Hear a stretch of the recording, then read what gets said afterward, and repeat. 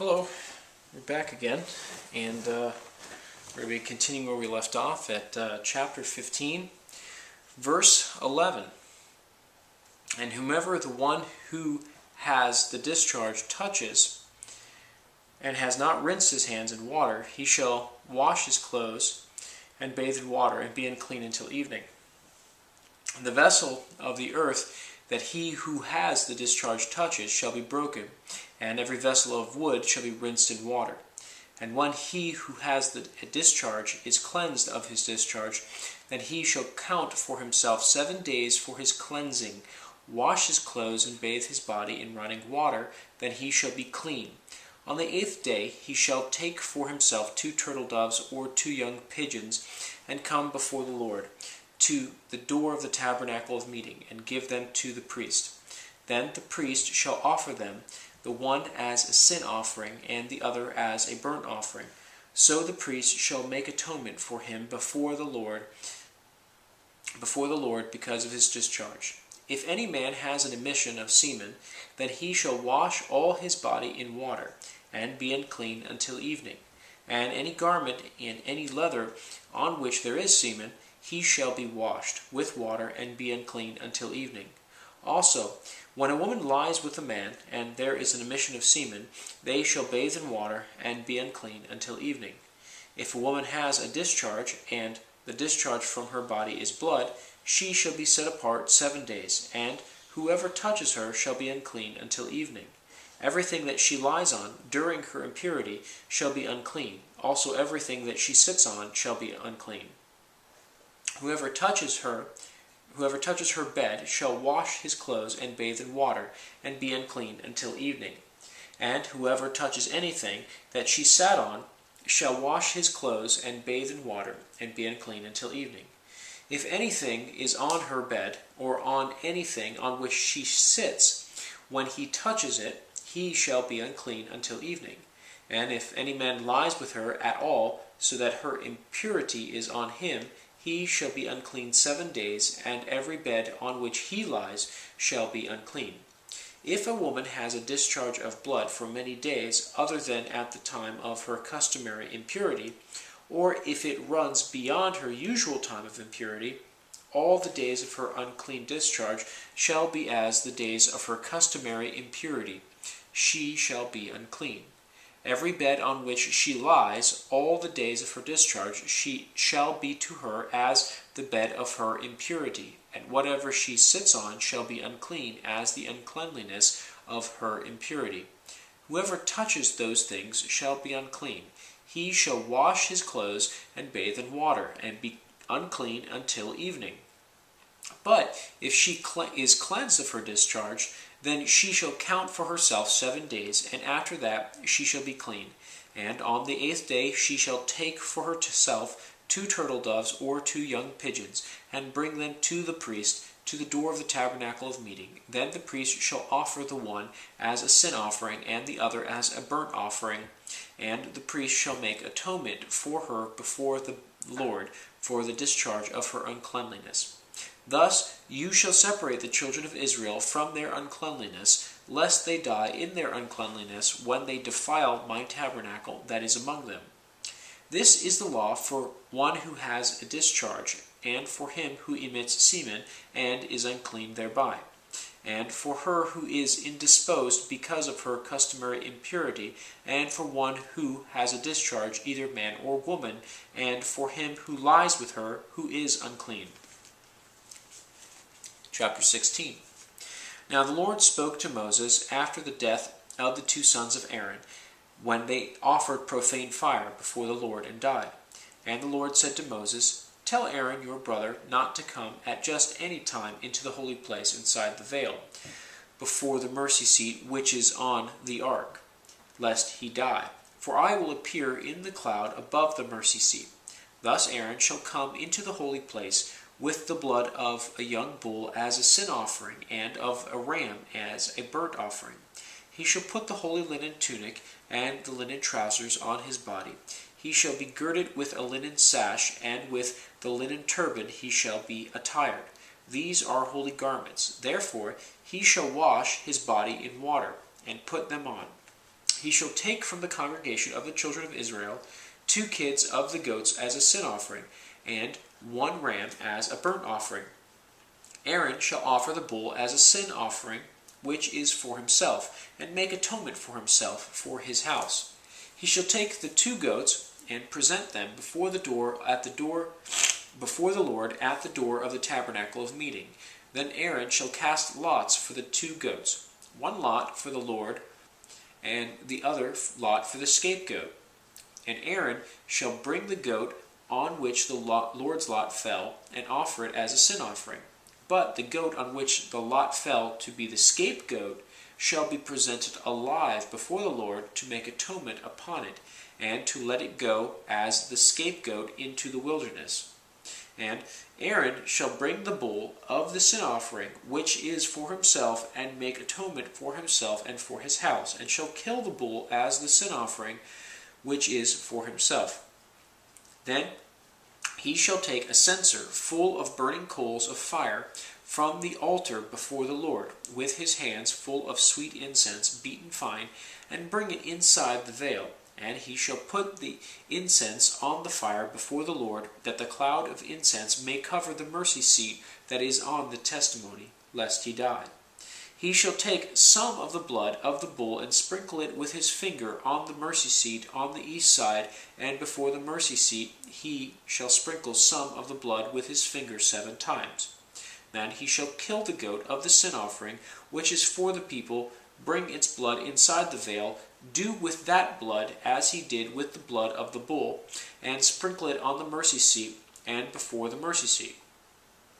So he shall make atonement for the holy place, because of the uncleanliness of the children of Israel, and because of their transgressions, for all their sins, and so he shall do for the tabernacle of meeting, which remains among them in the midst of their uncleanliness. There shall be no man in the tabernacle of meeting when he goes in to make atonement in the holy place, until he comes out, that he may make atonement for himself, and for his household, and for all the assembly of Israel. And he shall go out to the altar that is before the Lord, and make atonement for it, and shall take some of the blood of the bull and some of the blood of the goat, and put it on the horns of the altar all round. Then he shall sprinkle some of the blood on it with his finger 7 times, cleanse it and consecrate it from the uncleanliness of the children of Israel. And when he has made an end of the atoning for the holy place, the tabernacle of meeting, and the altar, he shall bring the live goat. And Aaron shall lay both his hands on the head of the live goat, confess over it all the iniquities of the children of Israel, and all their transgressions concerning all their sins, putting them on the head of the goat, and shall send it away into the wilderness by the hand of a suitable man. The goat shall bear on itself all their iniquities to an uninhabited land, and he shall release the goat into the wilderness. Then Aaron shall come into the tabernacle of meeting, shall take off the linen garments which he put on when he went into the holy place, and shall leave them there. And he shall wash his body with water in a holy place, put on his garments, come out and offer his burnt offering, and the burnt offering of the people, and make atonement for himself and for the people. The fat of the sin offering he shall burn on the altar. And he who released the goat as the scapegoat shall wash his clothes and bathe his body in water, and afterwards he may come into the camp. The bull for the sin offering and the goat for the sin offering, whose blood was brought in to make atonement in the holy place, shall be carried outside the camp, and they shall burn in the fire their skins, their flesh, and their offal. Then he who burns them shall wash his clothes and bathe his body in water, and afterward he may come into the camp. This shall be a statute forever for you. In the 7th month, on the 10th day of the month, you shall afflict your souls, and do no work at all, whether a native of your own country or a stranger who dwells among you. For on that day the priest shall make atonement for you, to cleanse you, that you may be clean from all your sins before the Lord. It is a Sabbath of solemn rest for you, and you shall afflict your souls. It is a statute forever. And the priest who is anointed and consecrated to minister as priest in his father's place, shall make atonement, and put on the linen clothes and the holy garments, Then he shall make atonement for the holy sanctuary, and he shall make atonement for the tabernacle of meeting, and for the altar he shall make atonement for the priest, and for all the people of the assembly. And this shall be an everlasting statute for you, to make atonement for the children of Israel, for all their sins, once a year. And he did as the Lord commanded Moses. Chapter 17. And the Lord spoke to Moses, saying, Speak to Aaron, to his sons, and to all the children of Israel, and say to them, This is the thing which the Lord has commanded, saying, Whatever man of the house of Israel who kills an ox or a lamb or goat in the camp, or who kills it outside the camp, and does not bring it to the door of the tabernacle of meeting to offer an offering to the Lord before the tabernacle of the Lord, the guilt of bloodshed shall be imputed to that man. He has shed blood, and that man shall be cut off from among his people. To the end that the children of Israel may bring their sacrifices which they offer in the open field, that they may bring them to the Lord at the door of the tabernacle of meeting to the priest, and offer them as a peace offering to the Lord. And the priest shall sprinkle the blood on the altar of the Lord at the door of the tabernacle of meeting, and burn the fat for a sweet aroma to the Lord. They shall no more offer their sacrifices to demons, after whom they have played the harlot. This shall be a statute forever for them throughout their generations. Also you shall say to them, Whatever man of the house of Israel, or of the strangers who dwell among you, who offers a burnt offering or sacrifice, and does not bring it to the door of the tabernacle of meeting to offer it to the Lord, that man shall be cut off from among his people. And whatever man of the house of Israel, or of the strangers who dwell among you, eats any blood, I will set my face against that person who eats blood, and will cut him off from among his people. For the life of the flesh is in the blood, and I have given it to you upon the altar to make atonement for your souls. For it is the blood that makes atonement for the soul. Therefore I said to the children of Israel, No one among you shall eat blood, nor shall any stranger who dwells among you eat blood. Whatever man of the children of Israel, or of the strangers who dwell among you, hunts and catches any animal or bird that may be eaten, he shall pour out its blood and cover it with dust. For it is the life of all flesh, its blood sustains its life. Therefore I said to the children of Israel, You shall not eat the blood of any flesh, for the life of all flesh is its blood.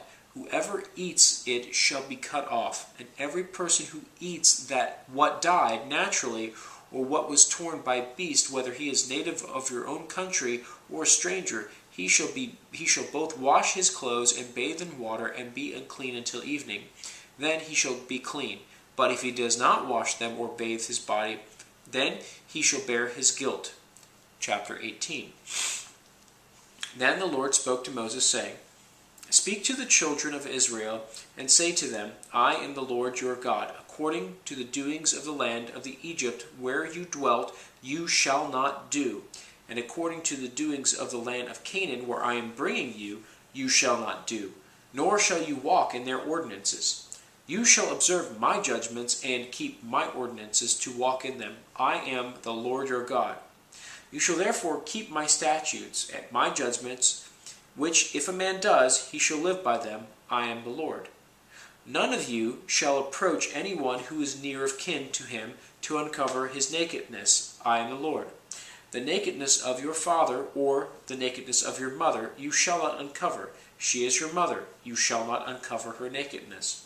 The nakedness of your father's wife you shall not uncover. It is your father's nakedness. The nakedness of your sister, the daughter of your father, or the daughter of your mother, whether born at home or elsewhere, their nakedness you shall not uncover. The nakedness of your son's daughter, or your daughter's daughter, their nakedness you shall not uncover, for theirs is your own nakedness. The nakedness of your father's wife's daughter, begotten by your father, she is your sister, you shall not uncover her nakedness. You shall not uncover the nakedness of your father's sister, she is near of kin to your father. You shall not uncover the nakedness of your mother's sister, for she is near of kin to your mother. You shall not uncover the nakedness of your father's brother. You shall not approach his wife, she is your aunt. You shall not uncover the nakedness of your daughter-in-law, she is your son's wife. You shall not uncover her nakedness. You shall not uncover the nakedness of your brother's wife. It is your brother's nakedness. You shall not uncover the nakedness of a woman and her daughter, nor shall you take her son's daughter or her daughter's daughter to uncover her nakedness. They are near of kin to her. It is wickedness. Nor shall you take a woman as a rival to her sister to uncover her nakedness while the other is alive. Also, you shall not approach a woman to uncover her nakedness as long as she is in her customary impurity. We'll end there. Chapter 18, verse 19. Until tomorrow.